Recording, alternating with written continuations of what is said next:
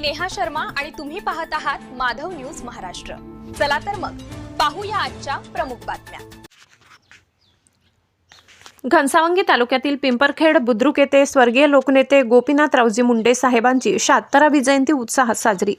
जालना जिल्ह्यातील घनसावंगी तालुक्यातील पिंपरखेड बुद्रुक येथे स्वर्गीय लोकनेते गोपीनाथरावजी मुंडे साहेबांची 76वी जयंती मोठ्या उत्साहात साजरी करण्यात आली। यावेळी वाजत गाजत फटाक्यांची आतिषबाजी करत जयंती साजरी करण्यात आली।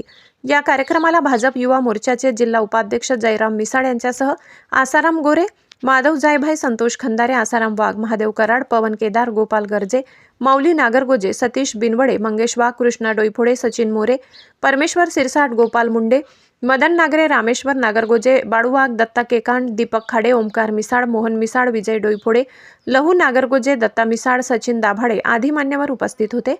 यासह गावकरी मंडळी मोठ्या संख्येने उपस्थित राहून जयंती सोहळ्यास सहभागी झाले। स्वर्गीय गोपीनाथरावजी मुंडे साहेबांच्या कार्याचा आदर्श घेऊन समाज हितासाठी कार्य करण्याचा संदेश यावेळी देण्यात आला।